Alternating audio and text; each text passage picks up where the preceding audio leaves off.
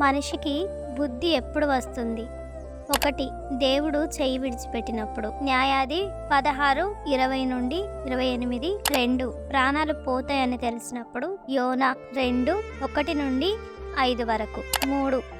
దేవుడిచ్చిన ఆశీర్వాదాన్ని పోగొట్టుకున్నప్పుడు. హెబ్రీ 12:16-17. 4. సమయము పోయినప్పుడు. హెబ్రీ 12:17. 5.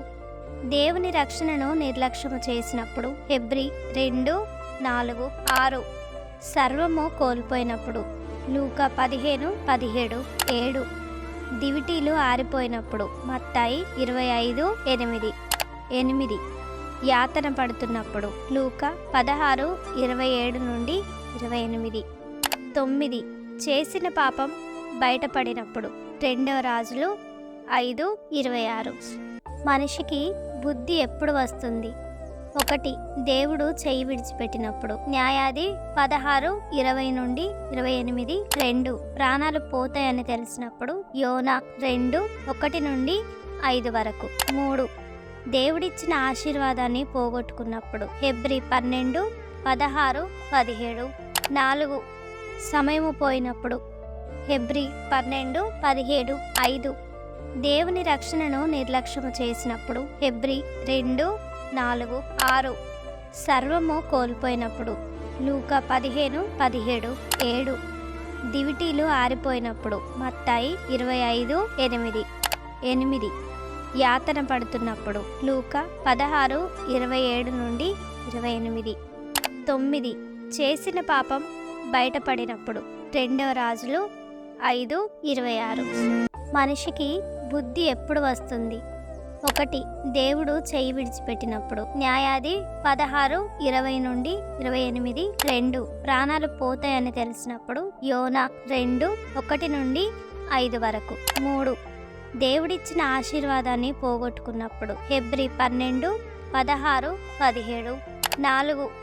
సమయము పోయినప్పుడు. హెబ్రీ 12:17. 5. దేవుని రక్షణను నిర్లక్ష్యము చేసినప్పుడు. హెబ్రీ 2:4, 6. సర్వము కోల్పోయినప్పుడు.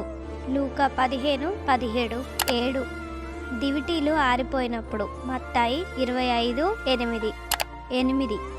యాతన పడుతున్నప్పుడు. లూకా 16:27-28. 9. చేసిన పాపం బయటపడినప్పుడు. 2 రాజులు 5:26. మనిషికి బుద్ధి ఎప్పుడు వస్తుంది? 1.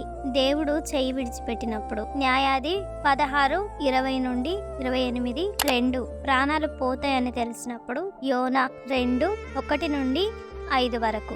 3. దేవుడిచ్చిన ఆశీర్వాదాన్ని పోగొట్టుకున్నప్పుడు. హెబ్రీ 12:16-17. 4. సమయము పోయినప్పుడు. హెబ్రీ 12:17. 5. దేవుని రక్షణను నిర్లక్ష్యము చేసినప్పుడు. హెబ్రీ 2:4, 6. సర్వము కోల్పోయినప్పుడు. లూకా 15:17. 7. దివిటీలు ఆరిపోయినప్పుడు. మత్తాయి 25:8. 8. యాతన పడుతున్నప్పుడు. లూకా 16:27-28. 9. చేసిన పాపం బయటపడినప్పుడు.